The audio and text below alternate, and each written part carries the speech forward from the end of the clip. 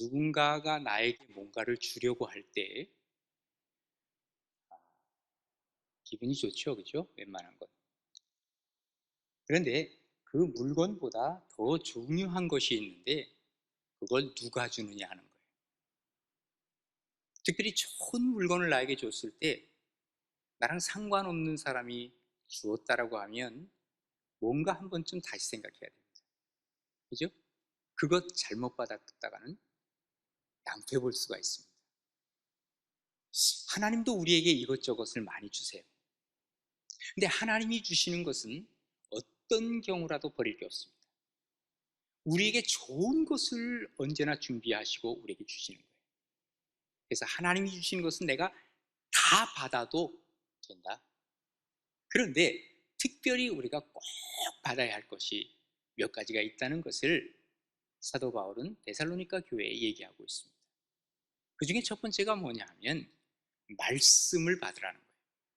말씀. 그래서 오늘 본문 13절에 보면 이렇게 기록합니다. 이러므로 우리가 하나님께 끊임없이 감사함은, 사도 바울이 정말 데살로니가를 교회를 보면서 감사한 것이 있다는 거예요. 그것은 뭐냐면 너희가 우리에게 들은 바 하나님의 말씀을 받을 때에 하나님의 말씀을 그들이 잘 받아들였다는 겁니다. 그런데 이 말씀을 사람의 말로, 다시 말해서 바울의 말로 받지 않고 아, 하나님의 말씀으로 그들이 받아들였어요. 그러니까 이것이 참 진실로 그러하도다 그러면서 이 말씀이 또한 너희 믿는 자 가운데서 역사하느니라. 하나님의 말씀을 쭉 받아들이니까 이 말씀이 내 속에 들어와서 역사하면서 나를 움직이게 만들고 나로 힘이 나게 하시고 또 나로 능력 있게 하시고, 하나님의 말씀을 받은 사람의 그러한 모습을 여기서 기록을 해주고 있는 것입니다. 그렇습니다. 특별히 다른 사람의 말을 듣는 것도 중요하지만 하나님의 말씀을 듣는다는 것이 얼마나 귀중한 일인가. 여러분, 우리만 하더라도 누가 내 얘기를 잘 들어주잖아요. 경청하잖아요. 그럼 기분 좋아요, 안 좋아요? 좋죠. 내가 한참 얘기하는데 딴청 부르고 뭐 스마트폰이나 보고 막 이러면 기분 나쁘잖아요, 그죠? 우리 하나님 더더군다나 그렇습니다. 하나님은 우리에게 하나님 말씀하실 때 잘 듣기를 원하세요. 그리고 우리가 이것을 잘 들어서 내 것으로 소화해낼 때 하나님은 거기에 은혜를 주시고, 그것이 바로 뭐예요? 믿음이 자라나게 하시는 것이죠. 힘 있는 사람의 말은 그 말 자체가 힘이 있습니다. 권력이 있고 전문가, 힘 있는 사람들이죠. 권위자. 그런데 그들의 말이 힘이 있다고 할지라도 그 말은 상대적 힘이라고 얘기를 할 수 있습니다. 예를 들면 국무총리의 말보다는 대통령의 말이 힘이 있죠. 상대적으로 강한 거예요. 미국 대통령의 말과 다른 나라의 대통령의 말은 힘이 다릅니다. 이것 다 상대적인 거예요. 그러나 우리 하나님의 말씀은 상대적인 말씀이 아니라 절대적인 말씀이에요. 하나님이 하신 말씀 한마디 한마디를 그대로 하면 그대로 이루어지는 거예요. 오죽하면 막 풍랑이 있는 바다에서도 주님 뭐라 그러세요? 바다야 잔잔해. 바다가 잔잔해지는 거예요. 절대적인 힘입니다. 그래서 우리가 하나님의 말씀을 받아들이기만 하면 그것이 바로 뭡니까? 이게 우리에게는 큰 축복이요, 그리고 이 축복은 받는 사람의 몫이라고 얘기를 할 수 있는 것입니다. 말씀을 받는 그 자체가 바로 믿음입니다. 우리가 믿음이라고 하는 것은 뭐예요? 들으면서 난다 그랬거든요. 그러니까 하나님의 말씀 자꾸 듣다 보면, 받아들이다 보면 믿음이 생겨나는 것이죠. 근데 왜 우리가 하나님의 말씀을 받지 않을까요? 그 첫 번째 이유는 뭐냐 하면 믿지 않아서 그래요. 그러니까 믿음이 들으면 믿음이 생기고 또 믿음이 생기면 듣게 되고, 이게 상호 보완이 되는데 믿지 않으니까 아예 물리쳐 버리는 거 많은 거예요. 아, 저분이 주시는 건데 내가 저거 받아봤자 의미가 없어. 아니면 내가 저거 받아도 나는 어떤 것을 느끼지 못할 거야. 믿음이 없으면 하나님의 말씀을 받지 못하는 것이죠. 또 뿐만 아니라 하나님의 말씀을 받지 않는 경우가 있는데 뭐냐 하면 이 말씀을 받을 때 굉장히 써요. 기분이 나쁠 때도 있어요. 여러분, 하나님의 말씀이 구약시대부터 신약 계속 오면서 언제 말씀이 전해지기 시작했느냐면요, 지금 상황이 아주 어려울 때 이 말씀을 극복하기 위해서 하나님이 선지자를 통해서, 예언자를 통해서 말씀을 주실 때가 있거든요. 그러면 이 말씀이 참 자기에게는 써요. 너 죄를 회개하라. 그러니 그 말씀 받고 싶은 마음이 없는 거예요, 지금. 그래서 그 말씀을 계속해서 내가 물리치는 경우들이 종종 있는 것이죠. 그런데 여러분 기억할 것이 있어요. 이것이 우리를 살리는 약이거든요. 그런데 어떤 사람들이 그렇게 얘기할 거예요. 아니 그런데 시편 기자는 하나님의 말씀이 꿀송이와 같다 그러던데요. 달고 오묘한 말씀이라고 노래하는데요. 여러분 이거를 이렇게 이해해야 합니다. 뜨거운 목욕탕에 가잖아요. 그때 물탕으로 들어가면서 어른들이 뭐라고 얘기하죠? 시원하다. 뜨거우면서도 이게 뭔가 지지는 그 맛이 있는 거야. 이게 시원하다 하는 게 그런 거예요. 꿀송이와 같다는 것은 내가 이 말을 적용해 갈 때 내 안에서 역동적으로 움직이시는 하나님을 보는 그것이 바로 꿀송이와 같다는 그런 표현이에요. 어쨌든 간에 우리가 하나님의 말씀을 받아야 하는데 믿음이 없을 때 받아들이지 아니하고 또 이 말씀이 쓰기 때문에 우리가 받아들이지 않은 경우들이 종종 있다 그 말이에요. 반면에 우리가 이 말씀을 받아들이면 우리의 죽어가는 심령이 살아나기 시작하고 죽음이 생명으로 바뀌기 시작하고 우리가 이 말씀이 내 속에 들어올 때 성숙해지기 시작하고 복의 길로 우리가 들어간다는 사실을 믿으시는 여러분 되시기를 바랍니다. 그래서 히브리서 2장 1절에 보면 이렇게 기록을 하고 있죠. 그러므로 우리는 들은 것에 더욱 유념하래. 하나님의 말씀 들은 것에 더욱 유념함으로 우리가 흘려 떠내려가지 않도록 함이 마땅하다. 하나님의 말씀이 들어오면 한쪽 귀로 듣고 한쪽 귀로 떠내려가지 말라. 그래서 제가 가끔 말씀드리죠. 하나님의 말씀이 들어오면 이거를 머리로 굴려, 그리고 가슴으로 이것을 느껴, 손발로 움직여. 이게 바로 하나님의 말씀을 받는 사람들의 자세라고 얘기를 할 수 있습니다. 베드로 사도는 베드로전서 2장 2절에 이렇게 기록을 하고 있습니다. 갓난 아기들 같이 순전하고 신령한 젖을 사모하래요. 여러분 갓난 아이들이 젖 먹는 거 보셨어요? 엄마 젖 먹는 거? 와, 그거 빨아대는데요, 그냥 얼굴에 땀을 흘리면서 그냥 죽자 사자 그냥 이 젖을 먹어요. 그러죠? 이런 아이들은 잘 자라요. 이렇게 먹는 아이들은 금방 커요. 어떤 아이들은 이 젖을 안 먹는 아이들이 있어요. 이런 아이들은 대부분 잘 자라지 못해요.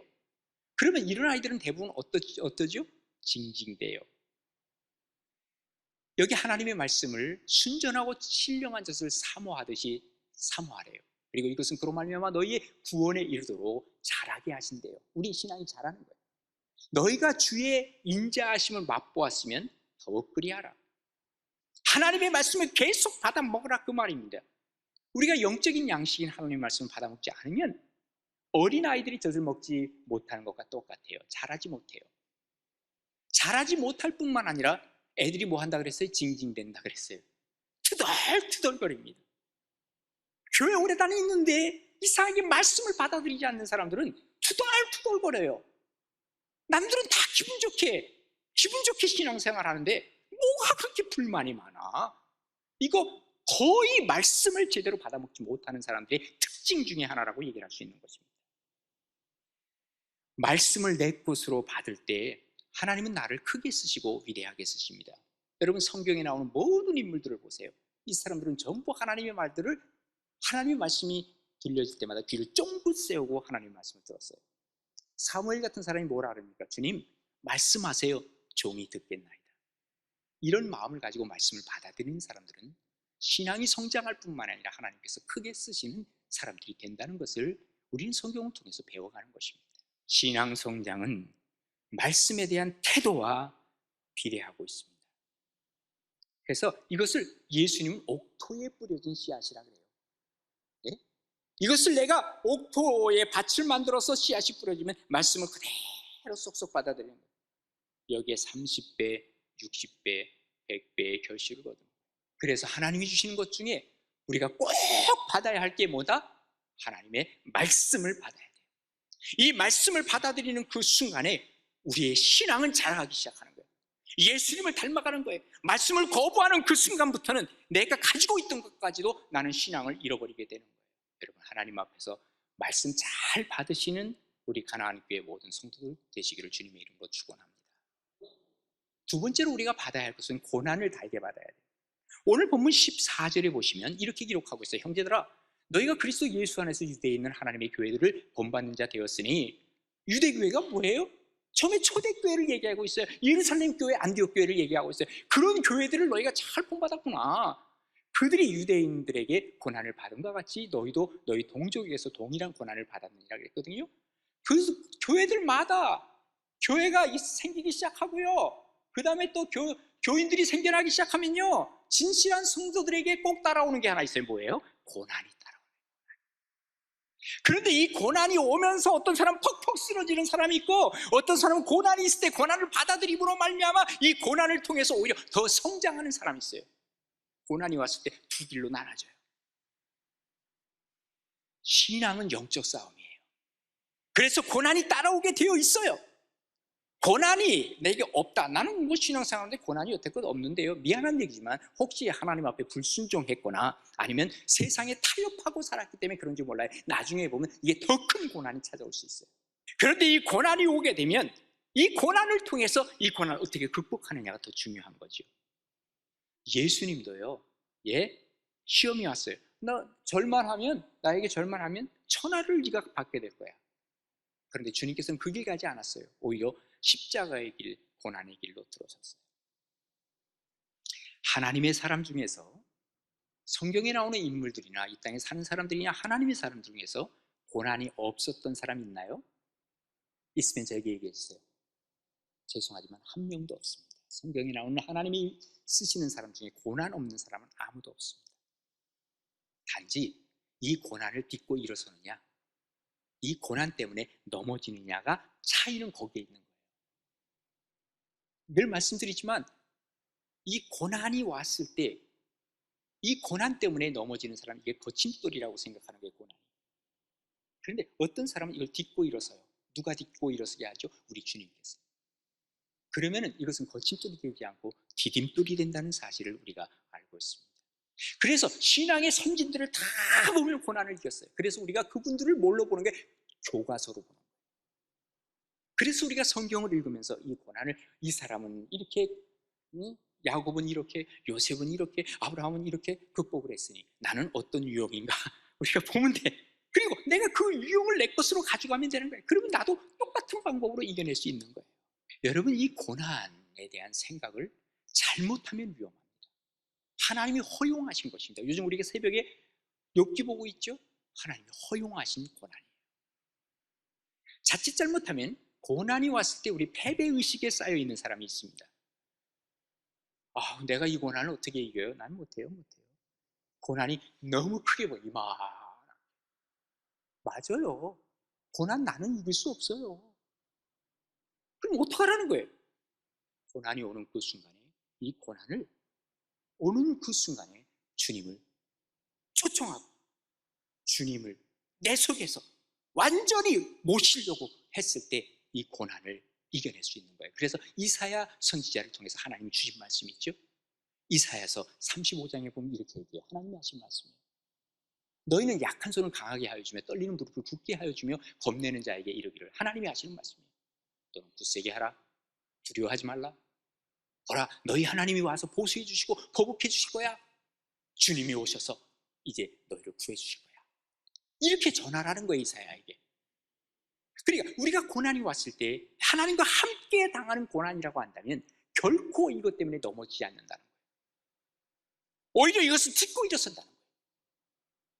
또 한편으로는 우리가 고난이 오면 많은 사람들이 어떻게 생각하는지 아세요? 왜 하필이면 납니까? 왜 하필이면 납니까? 기억하셔야 됩니다. 왜 나인 줄 아세요? 내 뒤에, 고난 뒤에 하나님이 감춰놓은 게 하나 있어요. 꼭 반드시 감춰놓은 게 있어요. 고난 뒤에 축복을 감춰놓고 계신다는 거예요. 아니, 요셉이 그 고난을 당하면서 자기가 그 국무총리 될 것을 어떻게 알았겠어요? 이건 하나님의 비밀이에요. 하나님이 반드시 그것을 감춰놓고 계시는 거예요. 그러니까 어느 순간인가 이 고난을 다 딛고 일어섰을 때 그 축복이 내게 다가온다는 사실을 우리는 기억해야 돼요. 그래서 사도 바울이 로마서 5장 3절에 뭐라고 얘기합니까? 다만 이뿐 아니라 우리가 환난 중에도 즐거워한대요. 아니 환난이 오는데 뭐가 즐거워? 야 환난 왔다 기쁘다, 고난 왔다 기쁘다, 이런 사람 세상에 어디 있어요? 그런데 결론을 그는 예상을 합니다. 다만 환난은 인내를 낳고 인내는 연단을 낳고 연단은 소망, 하나님의 축복, 이게 반드시 있다고 하는 믿음을 확실히 알고 있기 때문에 나는 환난 중에서 즐거워한다는 거예요. 이게 바로 하나님의 축복을 받는 사람의 모습입니다. 우리가 그러면 고난이 오면 어떻게 해야 되느냐? 고난이 오면 그래서 빨리 바꿔야 할 게 있어요. 뭔지 아세요? 우리가 세상적 모드로 살아왔어. 예? 세상적 습관으로 살아왔어. 이 모드를 확 바꿔야 돼. 뭘로? 하나님의 모드로 바꿔, 신앙적 모드로 바꿔가야만 한다, 그 말이에요. 그래서 내가 고난이 오기 시작하면 그동안 내가 어떻게 살아왔는지 몰라도 이제부터 내가 뭔가 작정을 해야 돼. 무슨 작정? 신앙적 모드로 바꿀 작정. 작정기도 한번 해야 돼. 예? 새벽기도 내가 이제부터 좀 해봐야 되겠다. 내가 저녁 예배도 못 나오는데 한번 이거 해봐야 되겠다. 찬양해봐야 되겠다. 내가 기도해봐야겠다. 신앙적 모드로 빨리 바꾸는 것이 이 고난을 이길 수 있는 길이라는 거예요. 그리고 이 고난을 단축할 수 있는 길이에요. 질질 끌지 마세요. 절단 늦게 하지 마세요. 점점 고난은 점점 더 깊어질 거예요. 우리가 고난이 닥치면 고난을 피해가려고 하지 말고, 예? 고난 때문에 같이 넘어지지 말고 이걸 받아들이세요. 그냥 자연스럽게. 대신에 중요한 것이 뭘로 바꾸라고요? 이게 신앙적 모드로 바뀌어서 그 다음에 이게 예수 그리스도와 함께 이 고난을 당하려고 해보세요. 그래서 디모데에게 바울이 하는 말이 뭐예요? 디모데후서 1장 7절에 뭐라고 기록하냐면, 하나님이 우리에게 주신 것은 두려워하는 마음이 아니래요. 오직 능력과 사랑과 절제하는 마음인데, 그러므로 너는 내가 우리 주를 증언함과 또한 그 주를 위하여 갇힌 자 된 나를 하지 말고 오직 하나님의 능력을 따라서 뭐 하라고요? 복음과 함께 고난을 받으라. 고난을 받는데 뭐와 함께? 복음과 함께. 복음이 뭐예요? 예수님과 함께 고난을 받으라는 거예요. 이 고난을 받아들이는 그 순간부터 오히려 이 고난이 나를 강하게 만든다는 사실을 우리에게 알려주는 것이죠. 고난 후에는 반드시 아름다운 세계로 하나님 나를 이끌어 가시는 거예요. 고난이 없이는 이런 아름다운 세계로 내가 갈 수가 없다는 것도 맞는 얘기예요. 그래서 마태복음 10장 28절에 뭐라 그래요? 몸은 죽여도 영혼을 능히 죽이지 못하는 자를 두려워하지 말래요. 오직 몸과 영혼을 능히 지옥에 멸하실 수 있는 그분 누구예요? 오히려 하나님을 두려워하라. 우리가 하나님 앞에 고난이 왔을 때 고난을 피해가려고 하지도 말고요, 예? 고난 두려워하지도 말고요, 맞닥뜨려서 한번 붙어봐요. 혼자는 안 돼요. 우리 주님과 함께. 그래서 뭘로 바꾸라고요? 우리의 모드를 빨리 신앙적 모드로 바꿔서 한번 해봐요. 그 다음에 하나님이 감춰놓은 축복이 나에게 오는 것을 발견하는 거예요. 이게 바로 하나님이 주신 능력이, 하나님이 주신 놀라운 은혜라는 거예요. 혹시 여러분 고난을 당하신 적 있습니까? 두려워하지 마세요. 그리고 이 고난을 신앙의 힘으로 잘 이겨내서 하나님 주신 축복을 누릴 수 있는 복된 우리 가나안의 모든 식구들 되시기를 바랍니다. 마지막 세 번째로 우리가 꼭 받아야 할 게 있어요. 이건 정말 안 받으면 안 돼. 구원을 받아야 돼요. 그래서 오늘 본문에 보시면 15절입니다. 유대인은 주 예수와 선지자들을 죽이고 우리를 쫓아내고, 그 유대인들이 그렇죠? 예수님 죽였잖아요. 유대인들이 또 선지자들 죽였잖아요. 그리고 쫓아냈잖아요. 그리고 하나님을 기쁘시게 하지 아니했고 모든 사람에게 대적이 됐어요. 그리고 우리가 이방인에게 말하여 구원받게 함을 그들이 금했어요. 이방인들에게 복음 전하는 것이 다 방해를 하는 거예요. 그리고 그러한 사람들은 자기 죄를 항상 채워넣는 거예요. 유대인들 자기 죄를 채워넣는 거예요. 그리고 하나님의 노하심이 끝까지 그들에게 임하게 되는 것을 그들은 경험하게 될 거예요. 그래서 여기 중요한 게 뭐냐면 구원받는 것을 방해했다는 거예요. 그러니 방해받아도 우리가 꼭 받아야 할 게 구원은 받아야 된다는 거예요. 예? 여러분, 이 구원받는 게 뭐예요? 천국 시민 되는 거예요. 이거 구원받지 못하면 천국 못 가요. 한마디로 말하면 아무리 별짓 다 해도. 우리가 하나님 앞에서 이 구원의 문제를 해결하고 가야 돼요. 그래야 이 땅에서도 하나님의 보호를 받고 천국의 맛을 알아요. 그리고 내가 하나님의 시민권을 받아 놓잖아요. 천국의 시민권. 그러면 내 마음에 안정이 생기고 평화가 와요. 내가 여기서 아무리 굴러도 나는 천국에 간다. 예? 이게 바로 천국적 삶이에요. 그러니까 이것을 방해하는 자가 있고 또 거부하는 자들이 있어 메시아를 죽이고 또 전도하는 사람들을 방해하고 그러는 거예요. 우리 대한민국이 1위가 여러 가지가 있잖아요. 그죠? 우리나라 대한민국 1위 되는 것이 그 중에 하나가 뭐냐면 자살률 세계 1위예요. 그죠? 그럼 왜 사람들이 자기 스스로 죽습니까? 왜 자기 스스로 극단적 선택을 합니까? 이유가 뭘 것 같아요? 삶에 대한 삶의 의지가 없는 거예요. 살고 싶지 않은 거야, 한마디로.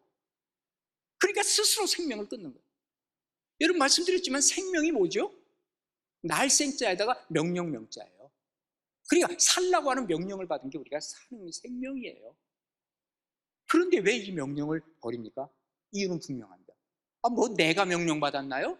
우리 엄마 아빠가 명령받았는지 모르겠어. 나는 그래서 나를 낳는지 모르겠는데 나는 내가 명령받지 않았어. 난 살라고 하는. 나는 그런 거 관계없어요. 맞아요? 틀려요? 맞아요. 여러분 태어나고 싶어서 태어난 사람 있습니까 여기? 아무도 없어요. 그래서 우리는 두 번 태어나야 돼요. 예수 그리스도로 말미암아 born again, 다시 태어나야 돼. 중생해야 되는 게 이게 바로 뭐냐? 이게 구원이에요. 구원. 이 구원을 받지 못하면 내가 명령받았나? 살라고 명령받은 것은 엄마 아빠지? 이런 얘기가 나올 수밖에 없는 거예요. 그러나 내가 구원받은 다음에는 하나님이 나에게 생명을 주셨어요. 살라고 하는 명령이 있구나. 그때부터는 인생이 달라지기 시작하고 삶의 목적이 생겨나기 시작하는 거예요. 그러기에 우리가 구원이라고 하는 것은 이 땅에서도 정말 중요한 의미를 우리에게 주고 있는 것이죠. 구원은 내가 이룰 수 없어요. 불교에서는요, 자기들이 구원 이루기 위해서 어떻게 합니까? 자기들이 구원 이룬다고 저 속세를 떠나가지고 뭐 합니까? 가출이 아니라 출가한다 그러잖아요. 그래서 거기서 뭐 그냥 하는데 이분들 대단한 분이 어떻게 보면 존경스러워요. 성철 스님 같은 분은요, 여러분 평생 앉아서 잠을 주무셨대. 오늘부터 한번 해봐요. 한 이틀만 해봐요. 앉아서. 이거 보통 분이 아닙니다. 그런데 이분이 마지막 죽을 때 한 말이 있죠. 네, 제가 너무나 커서 저 수미산보다 높아서 나는 지옥으로 떨어져 가는구나. 이렇게 얘기하고 죽었어요. 거기서 구원이 없는 거예요.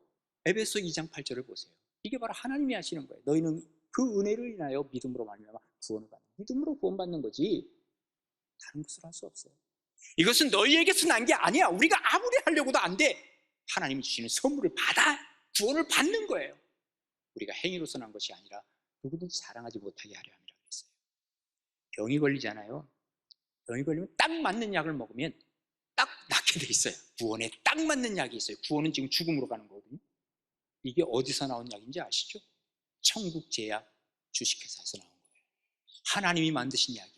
이것밖에는 없어요. 이것만 먹으면 그런데 구원에 이르게 돼요. 그래서 여러분 사도행전 16장 31절 유명한 말씀이죠. 주 예수를 믿으라. 그리하면 너와 네 집이 구원을 얻으리라. 그리고 사도행전 4장 12절이죠. 다른 이로서는 구원을 받을 수가 없어. 천하 사람 중에 구원을 받을 만한 다른 이름을 우리에게 주신 적이 없어. 오로지 예수 그리스도, 그분의 약만 먹어야 돼. 근데 왜 이 약을 안 먹느냐? 이유는 분명해요. 믿질 않아서 그래. 이게 그래서 믿음이 있어야 되는 거예요. 여러분 세상에 귀중한 것들은 뭐라 그랬어요? 희귀성, 희소성이 있기 때문에 귀중한 거죠. 금은 많이 없기 때문에 비싼 거예요. 이게 세상에 귀중한 거.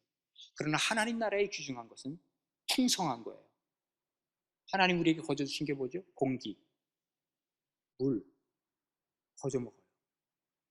그런데 이것은 풍성하게 주신 거예요. 그렇다고 해서 공짜라고 하니까 싸구려라고 생각하지 마세요.